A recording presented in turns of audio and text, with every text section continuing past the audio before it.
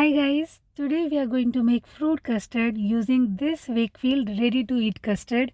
So let's get started. This one is 250 ml vanilla flavor pack and it will cost you rupees 68.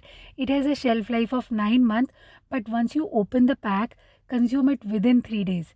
It's a tetra pack and they have given mark to cut it from here. Now take a big bowl of seasonal fruits of your choice. I took apple, mango, banana, grapes and pomegranate. To this add chilled Wakefield custard and then chopped nuts. So I took cashew nuts, almonds and raisins. Now mix it gently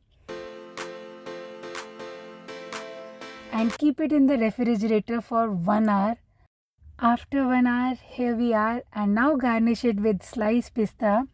It's so easy to use when you have guests around and you're running out of time for making dessert. So creamy, the texture, consistency, taste, all good. And if you look at the ingredient, it has 84% toned milk.